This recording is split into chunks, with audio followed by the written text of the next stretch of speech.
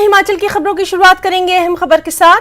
CM Sukhvinder Singh Sukhu का सचिवालय परिसर में कर्मचारियों ने शानदार स्वागत किया। जहां सीएम का सचिवालय सेवाएं कर्मचारी महासंघ ने सीएम के स्वागत के लिए खास समारोह का आयोजन किया था। इस दौरान सीएम के साथ कैबिनेट मंत्री अनिरुद्ध सिंह, सीपीएस संजय अवस्थी और विधायक सुरेश कुमार भी मौजूद रहे। समारोह में कर्मचारियों को संबोधित करते हुए सीएम सुखविंदर सिंह सुक्खू ने कहा कि हिमाचल प्रदेश उनका परिवार है, सचिवालय उनका घर और सचिवालय के कर्मचारी घर के लोग।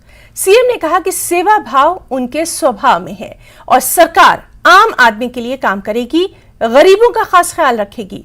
सरकार की संवेदनशीलता गांव के लिए है। ग्रामीण आर्थिक व्यवस्था को मजबूत करना सरकार का लक्ष्य है। यहां सीएम ने यह भी कहा कि ओपीएस का फॉर्मूला तैयार है और जो भी सेवानिवृत्त होगा उसे ओपीएस दी जाएगी। ओपीएस का वादा वोट के लिए नहीं है, इसका मकसद सामाजिक सुरक्षा देना है। मंत्री अपने अपने विभाग का खुद रिव्यू कर रहे हैं। सब मंत्री जानते हैं कि हम सत्ता के लिए आए हैं, व्यवस्था परिवर्तन के लिए आए हैं। कोई टारगेट नहीं दिया गया, वो अपने मंत्रालय को खुद चलाएंगे और दृष्टिकोण स्पष्ट है। आम आदमी और समाज के अंतिम व्यक्ति तक हमारा कार्य पहुंचे, इस दृष्टिकोण से हम कार्य कर रहे हैं। और सभी मंत्री चाहते हैं ना, समय तो चाहिए, 3-4 साल चाहिए होता है जब उसके परिणाम आने हैं। तो आप 3-4 साल बाद परिणाम सुगत देखेंगे।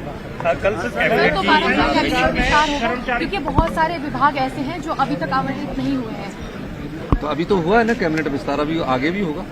सर, कल से पहली कैबिनेट मीटिंग है और कई बड़े ऐलान की उम्मीद है। देखिए, लोहड़ी पे तोहफे मिले। कांग्रेस पार्टी की सरकार आने के बाद हमने वादा किया था कि जब भी पहली कैबिनेट होगी, सरकारी कर्मचारी जिन्होंने हिमाचल प्रदेश में विकास की गाथा लिखी है, अधिकारी जिन्होंने विकास के मील और आयाम स्थापित किए हैं, उनको हमने पूरा खाका तैयार कर लिया है।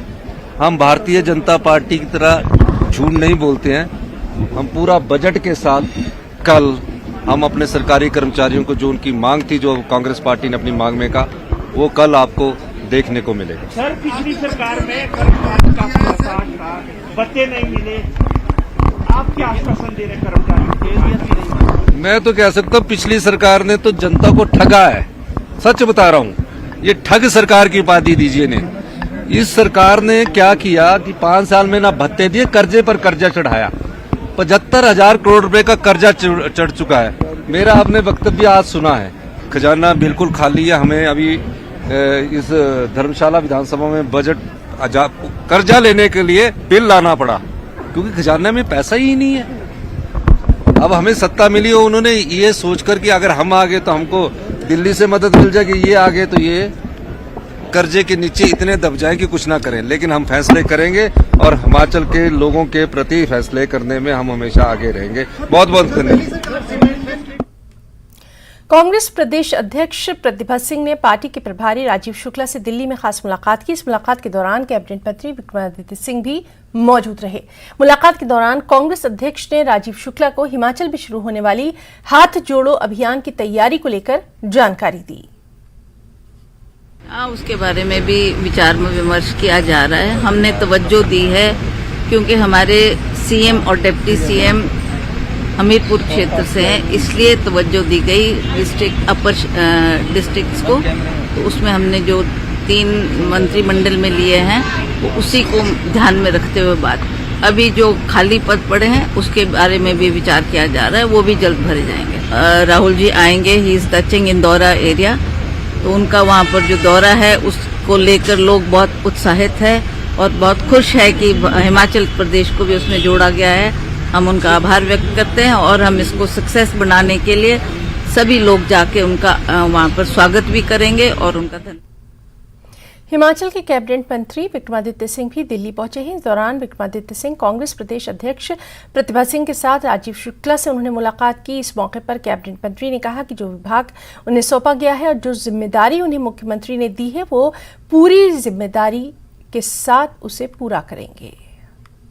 हिमाचल कैबिनेट के मंत्री विक्रमादित्य सिंह हमारे साथ बातचीत करने के लिए मौजूद हैं। पीडब्ल्यूडी, स्पोर्ट्स और युवा सेवा मंत्रालय से आपको नवाजा गया है, बड़ी जिम्मेदारी रहेगी। युवाओं के लिए क्या कुछ करेंगे, क्योंकि युवा काफ़ी उम्मीद की नज़रों से आपको देख रहे हैं कि विक्रमादित्य एक युवा नेता है, हमारे लिए बहुत कुछ करने वाले हैं। नहीं, निश्चित तौर से करेंगे, पूरी मजबूती के साथ करेंगे। जो जिम्मेवारी मुख्यमंत्री जी ने दी है उसको पूरी श्रद्धा के साथ निभाएंगे। PWD department is one of the most prestigious department और इसमें से जितने ऑनगोइंग वर्क्स है, चाहे सड़कों का निर्माण हो रहा है, चाहे कई भवनों का निर्माण हो रहा है, ऑनगोइंग अलग अलग हेड्स के माध्यम से हो रहा है, पीएमजेएसवाई के माध्यम से हो रहा है, नाबार्ड के माध्यम से हो रहा है, उसको हम रिव्यू करेंगे, एक्सपर्टाइट करने की कोशिश करेंगे। और खास करके जो हमारे दूर दराज के इलाके हैं, जनजातीय क्षेत्र है, वहां पे जल्द से जल्द कार्य शुरू हो, जो लंबित पड़े हुए हैं उसके लिए प्रयास करेंगे। केंद्र सरकार से मैं मिलूंगा, जो हमारे रोड सरफेस ट्रांसपोर्ट मिनिस्टर है श्री नितिन गडकरी जी, उनका आशीर्वाद लेंगे, उनसे भी हम बजट के लिए निवेदन करेंगे। और वैसे ही स्पोर्ट्स डिपार्टमेंट भी एक बहुत महत्वपूर्ण डिपार्टमेंट है और जिस तरीके से हम उसको नशे से जोड़ के भी देखना चाहते हैं, आज प्रदेश के युवा नशे के कारोबार में बढ़ता जा रहा है, उसको कम करने के लिए स्पोर्टिंग एक्टिविटीज प्रदेश के अंदर बढ़ाने की आवश्यकता है।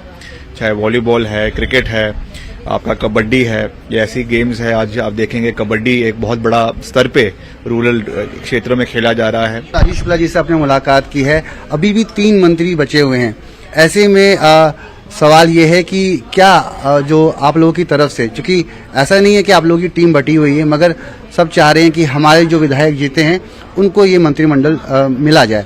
एक पत्र भी बीते दिन सुर्खियों में था, काफी वायरल था कि मुकेश अग्निहोत्री ने पत्र लिखकर अपने 3 विधायकों को मंत्री बनाने की बात की है। ऐसे में क्या कहेंगे, जो आपके साथ के लोग हैं वो भी राह देख रहे हैं? देखिए, हमारे लिए तो सारे बराबर है, सब बराबर है, एक टीम है।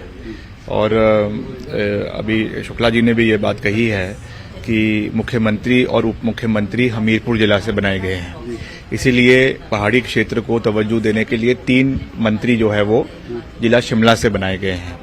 और आने वाले समय में कांगड़ा को भी रिप्रेजेंटेशन मिलनी है, वैसे मिली है मगर और मिलनी है, और चाहे हमारा मंडी संसदीय क्षेत्र है वहां पर भी मिलनी है। तो ये वैसे भी मेरा अधिकार क्षेत्र नहीं है, ये मुख्यमंत्री जी इसको तय करेंगे और पार्टी हाईकमांड इसको तय करेगा कि कौन अगले जो हमारे कैबिनेट में छूटे हैं। मगर मुझे विश्वास है कि पार्टी नेतृत्व जो है वो सही फैसला लेगा और एक समन्वय और एक तालमेल पूरे प्रदेश के लोगों में और वहां की लीडरशिप में बिठाएगा, ताकि हर एरिया को ड्यू रिप्रेजेंटेशन जो है वो कैबिनेट में मिल सके। कल कैबिनेट की बैठक है, आप नहीं रहेंगे, ऑनलाइन जुड़ेंगे, पहले वादे पूरे करने हैं, कल सबकी नजर रहेगी, ओपीएस को लेकर बड़ा फरमान आपकी सरकार जारी करने वाली है। हाँ बिल्कुल, मुख्यमंत्री जी उसके लिए पूरी तरीके से तैयार है। लगातार उन्होंने वित्त मंत्रालय के जो हमारे अधिकारी है, आला अधिकारी है, उनके साथ बैठक करी है, कैसे इसको पूरा करना है उसके ऊपर बात करी है। तो हमें विश्वास है कि पहला चुनावी वादा है वो पूरा होगा और आने वाले समय में चरणबद्ध तरीके से हर चीज को हम पूरा करेंगे और हिमाचल को देश का सर्वश्रेष्ठ प्रदेश बनाने में अपना पूरा योगदान देंगे। धन्यवाद बातचीत करने के लिए। तो ये थे विक्रमादित्य सिंह, कैबिनेट मिनिस्टर, साफ तौर पर दिल्ली पहुंचे हुए हैं और पूरी तरीके से आश्वस्त हैं कि पहली कैबिनेट में हम हिमाचल की जनता द्वारा किए गए तमाम वादों को पूरा करेंगे। नई दिल्ली से कैमरामैन संजीव वर्मा के साथ मैं रवि मिश्रा, न्यूज 18।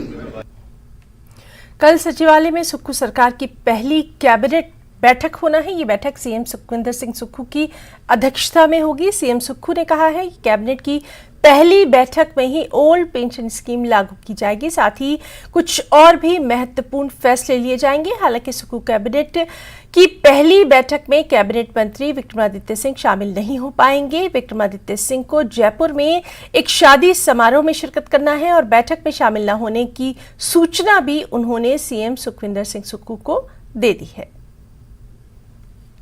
अभी पहली कैबिनेट को आने दीजिए, आपको और बता देंगे। 13 तारीख को हम पहली कैबिनेट करेंगे। ओपीएस आपने वायदा भी किया है? नहीं, हमने कहा है उसको हम पहली कैबिनेट में हमने ओपीएस लागू करने की बात की है।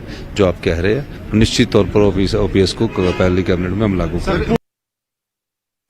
कैबिनेट मंत्री अनिरुद्ध सिंह ने कहा कि दोनों विभागों को मजबूत करना हमारा लक्ष्य है और विभागों की योजनाओं, नीतियों और कार्यों की समीक्षा के साथ ही विभिन्न परियोजनाओं में विदेशी फंडिंग को बढ़ाएंगे। उन्होंने कहा कि पंचायती राज संस्थानों के कामकाज में कागजी प्रक्रिया को सरल किया जाएगा। वहीं कैबिनेट की पहली बैठक में ओपीएस लागू होगा।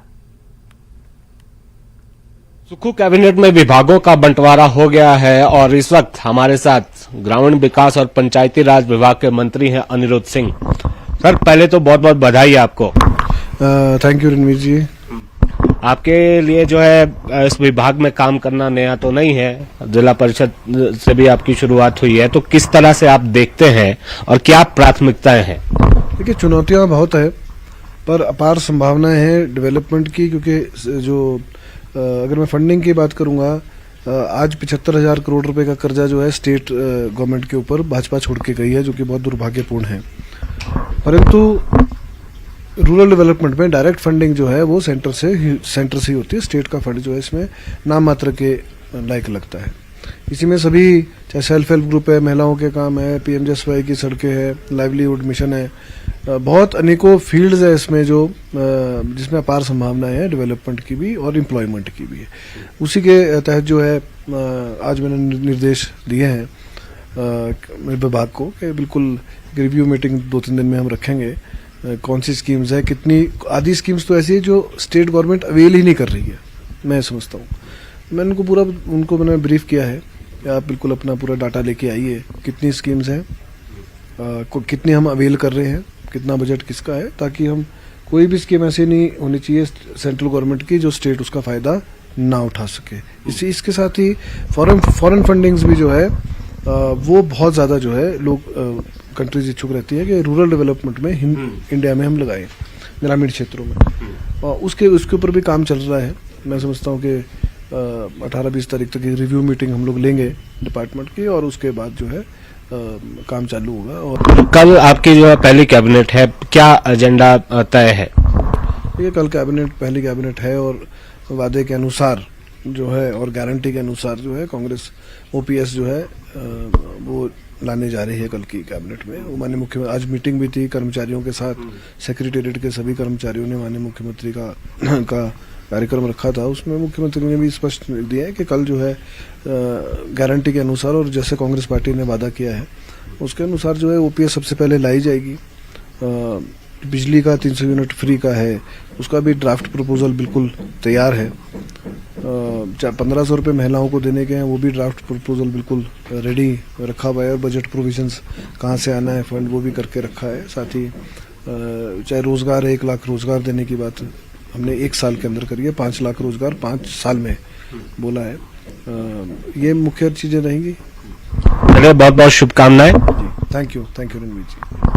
तो यहाँ पर पंचायती राज मंत्री हमारे साथ थे और यहाँ पर कह रहे हैं कि एजेंडा इन्होंने जो है तय किया है और सबसे पहले विभागों की ये समीक्षा करेंगे। कुछ दिनों के अंदर जो है विभाग की जो है समीक्षा होगी। शिमला से कैमरा सहयोगी दीपक राणा के साथ रणवीर सिंह, न्यूज़ 18 हिमाचल।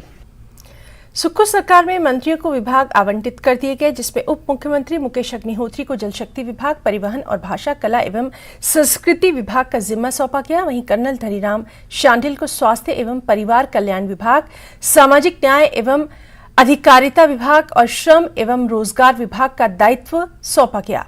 कृषि और पशुपालन विभाग के चंद्र कुमार मंत्री होंगे। इसके अलावा हर्षवर्धन चौहान को उद्योग, संसदीय कार्य और आयुष विभाग, जबकि रोहित ठाकुर को उच्च शिक्षा, तकनीकी शिक्षा विभाग, वोकेशनल और इंडस्ट्रियल ट्रेनिंग का जिम्मा सौंपा गया। वहीं जगत सिंह नेगी को राजस्व, बागबानी और जनजातीय विकास विभाग और अनिरुद्ध सिंह को पंचायती राज और ग्रामीण विकास मंत्री का जिम्मा सौंपा गया। इसके बाद विक्रमादित्य सिंह को सबसे बड़े विभाग का जिम्मा मिला, जिसमें विक्रमादित्य सिंह PWD, युवा सेवा और खेल विभाग संभालेंगे। सबसे बड़ी बात यह कि जो विभाग किसी को आवंटित नहीं हुए उनको मुख्यमंत्री स्वयं देखेंगे।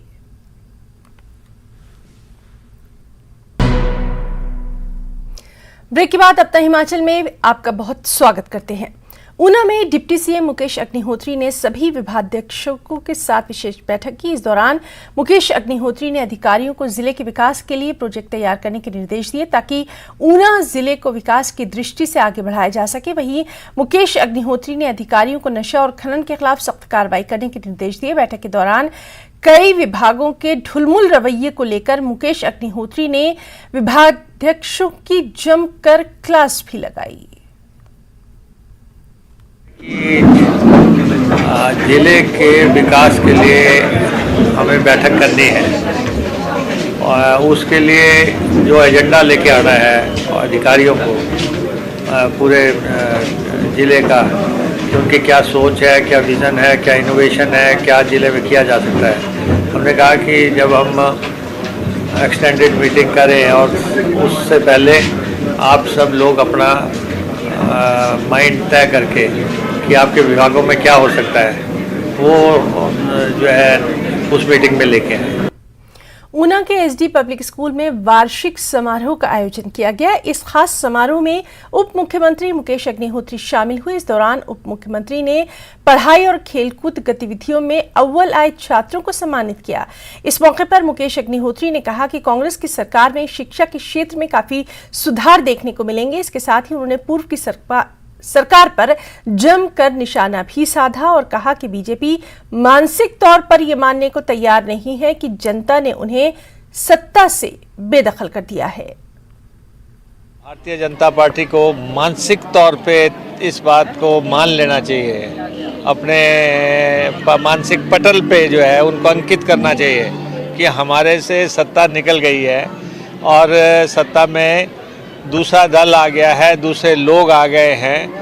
पहली कैबिनेट में भी लोगों को संदेश जो है बड़ा क्लियर एंड लाउड चले जाएगा कि कांग्रेस पार्टी जो कहती है वो करती है। सुक्खू सरकार में चेयरमैन की पहली नियुक्ति की गई है, जिसमें कुलदीप पठानिया को कांगड़ा कोऑपरेटिव बैंक के चेयरमैन के तौर पर नियुक्त किया गया। इसको लेकर सरकार ने नोटिफिकेशन जारी कर दिया है। बता दें, कुलदीप पठानिया हमीरपुर जिले के कांग्रेस अध्यक्ष हैं।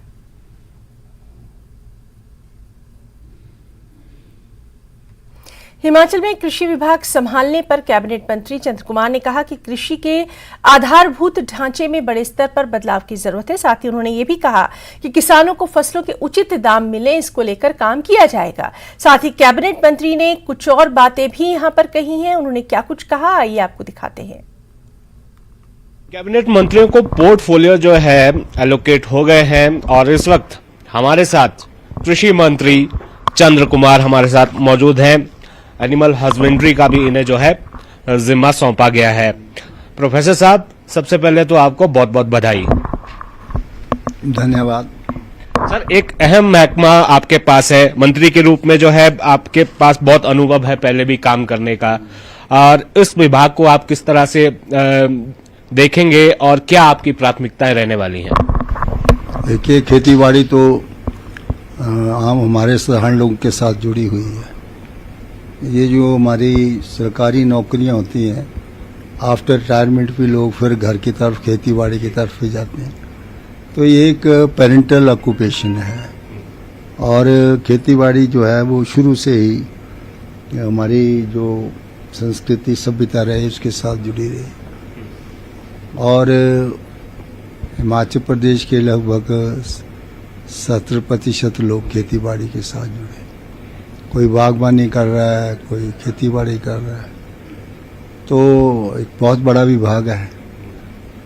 लेकिन हम चाहते हैं कि खेतीबाड़ी का ढांचा जो है उसमें कुछ परिवर्तन होना चाहिए, क्योंकि हमारी जो एग्रीकल्चर पैटर्न है वो जैसे रबी और खरीफ क्रॉप्स के सर्दियों की फसलें, गर्मियों की फसलें, उससे थोड़ा हमें डिविएशंस करनी पड़ेगी, डाइवर्सिफिकेशन करनी। लागत जो है किसान की लगातार बढ़ रही है, महंगाई एक बड़ा फैक्टर है और दाम उचित नहीं मिल रहा है फसलों का, तो इसको आप किस तरह से देखेंगे और किसानों को जो है उनकी जो मेहनत का जो है उचित जो है उन्हें जो है वो लाभ मिले, वो दाम जो है सही मिले, क्या रणनीति है आपकी, क्या खाका तैयार किया है आपने? देखिए, इसमें मैंने पहले भी आपको कहा है कि हमारी जो पुरानी प्रैक्टिसेस हैं उनसे किसानों का इजाफा नहीं हो सकता इनकम में, इसलिए डाइवर्सिफिकेशन की तरफ हमें जाना पड़ेगा। प्रोफेसर चंद्र कुमार हमारे साथ है और ये सीधे तौर पर ये कह रहे हैं कि अभी जो समस्या है इन दो बड़े विभागों में, उसमें जो है बड़े स्तर पर बदलाव की जरूरत है। शिमला से कैमरा सहयोगी दीपक राणा के साथ रणबीर सिंह, न्यूज़ 18 हिमाचल। भाजपा सह मीडिया प्रभारी कर्ण नंदा ने सीमेंट प्लांट विवाद को लेकर सरकार के रुख पर सवाल उठाया। उन्होंने आरोप लगाया कि इस विवाद को सुलझाने के लिए सरकार गंभीर नहीं है। यही कारण है कि अब तक दोनों सीमेंट प्लांट बंद है। भाजपा ने आज होने वाली बैठक के भी बेनतीजा रहने की आशंका जताई है। कर्ण नंदा ने कहा कि सरकार के प्रयासों में गंभीरता नहीं लग रही है और अभी तक प्रदेश सरकार से ऐसा कोई भी काम नहीं हो पाया है जिससे लगे कि सीमेंट फैक्ट्री विवाद सुलझ जाएगा। सीमेंट कंपनी विवाद हिमाचल प्रदेश में चल रहा है और 2 फैक्ट्रियां, बड़ी फैक्ट्रियां अंबुजा और एसीसी बंद पड़ी है, पर कांग्रेस सरकार के कान पर जू नहीं रेंग रही है। अब देखिए किस प्रकार से ये काम कर रहे हैं। 14 दिसंबर 2022 को रात को जो है इस फैक्ट्रियों पे ताले लग गए, पर सरकार चुप बैठी। सरकार दिल्ली में मंत्रिमंडल की चर्चा कर रही थी, मुख्यमंत्री और डिप्टी सीएम बन रहे थे। 16 दिसंबर 2022 को दारलाघाट का जो यूनियन है और उपायुक्त जो है वो बैठ के जो है चर्चा करी, पर विफल रही। 17 दिसंबर को फिर चर्चा हुई, वो फिर विफल रही। मामला 21 दिसंबर 2022 को सचिवालय पहुंच गया। 21 तारीख को बैठक हुई, 22 तारीख को बैठक हुई, 23 तारीख को बैठक हुई और उसके बाद 2 और 7 जनवरी 2023 नववर्ष की बधाई के साथ बैठक हुई, पर सरकार अभी तक कुछ नहीं कर पाई। नाहन में बिजली विभाग ने समय पर बिजली बिल न जमा करने पर कृषि विभाग और वन विभाग के बिजली कनेक्शन को काट दिया है, जबकि जल शक्ति विभाग को नोटिस जारी कर जल्द से जल्द बिजली का बिल जमा करने के निर्देश दिए हैं। विद्युत विभाग के एसडीओ केपी सिंह ने बताया, विभाग ने समय पर बिजली बिल जमा न करने वाले 600 उपभोक्ताओं को नोटिस जारी किया था, जिनमें से 400 उपभोक्ताओं के बिजली कनेक्शन काट दिए गए हैं। उन्होंने उपभोक्ताओं से अपील की कि जल्द से जल्द अपना बकाया बिजली का बिल जमा करवाएं, नहीं तो अब विभाग बिना कोई पूर्व सूचना दिए ही बिजली कनेक्शन काटने की कार्रवाई करेगा। इस बार टोटल जो है हमारा 22,25,475 रुपये जो था वो पेंडिंग था। इसमें से हमारे 22,25,475 रुपये की जो हमने नोटिस टीडीसी निकाले, ये क्वांटिटी में 600 नंबर्स थे, जिसमें से 321 इफेक्ट किए गए। लगभग 400 के आसपास कनेक्शन कटे हैं, जिनमें से अभी 50 की रिकवरी आनी, उन्होंने पार्ट पेमेंट वगैरह कराई, वो रिकवरी अभी लंबी। घुमारवीं के विधायक राजेश धर्माणी ने श्री नैना देवी मंदिर में परिवार सहित पूजा अर्चना की और माता का आशीर्वाद लिया। इस दौरान राजेश धर्माणी ने मंत्रिमंडल में शामिल न करने पर कहा कि सभी विधायकों को मंत्री नहीं बनाया जा सकता। उन्होंने कहा, प्रदेश के मुख्यमंत्री सुखविंदर सिंह सुक्खू ने उनसे बात करके ही ये फैसला लिया। मंत्रिमंडल में सबको स्थान नहीं मिलेगा और मेरे व्यक्तिगत जो सोचना है, हमें कोई पद की लालसा नहीं है। हम इस बात की खुशी है कि हम अपने सरकार में काम करवाने में सफल हो पाएं और जिन परियोजनाओं की, जिन नीतियों की, जिन कार्यक्रमों की मैं परिकल्पना करता हूं, उसको माननीय मुख्यमंत्री जी की और मंत्रिमंडल के सहयोग से हम उसको धरातल पे ले आएं। यही हमारे लिए सबसे बड़ी कामयाबी होगी। और अब बात करेंगे लोहड़ी की। जी हां, चंबा के मुख्य बाजार में लोहड़ी के त्योहार को लेकर दुकानें सज संवर गई हैं। बाजारों में खरीदारी के लिए लोगों की भारी भीड़ उमड़ी है। दुकानों में लोग जमकर रेवड़ी, गजक, खजूर, गुड़, खड्डे और दूसरी मिठाइयां खरीद रहे हैं। ऐसे तो लोहड़ी का त्यौहार 13 जनवरी को मनाया जाता है, लेकिन इस बार चंबा में ये त्यौहार एक दिन बाद मनाया जाएगा। इस त्यौहार को लेकर विश्व हिंदू परिषद के प्रदेश उपाध्यक्ष केशव वर्मा ने लोगों को बधाई दी है। लोहड़ी हमारे देश का बड़ा पुरातन त्यौहार है। सर्दियाँ जब पूरी यौवन पे होती हैं तो उसमें ये लोहड़ी मनाई जाती है, क्योंकि उसके बाद ऋतु परिवर्तन भी होने वाला होता है। तो आग जलाकर अपना मूंगफली, रियोड़ी और गर्म चीज़ें, गच्चक वगैरह ये चीज़ें खाकर लोहड़ी को मनाया जाता है और खुशियों के रूप में बड़ी अच्छी तरह मनाया जाता है। ये जो मकर संक्रांति का और लोहड़ी का त्यौहार है, ये सबके लिए खूब सारी खुशियाँ लेके आए, संपन्नता लेके आए और स्वास्थ्य लेके आए, क्योंकि ये हमारी प्राचीन परंपरा है। क्योंकि ये हम अपना जो मकर संक्रांति का इस साल में सूर्य जो है वो उत्तरायण में जाता है, तो सूर्य देवता की पूजा सभी जगह होती है। हम मकर संक्रांति का स्नान की एक बड़ी महत्ता है, जो गंगा नदी या उसके तट पे या संग। तो अपना हिमाचल में फिलहाल इतना ही। नमस्कार।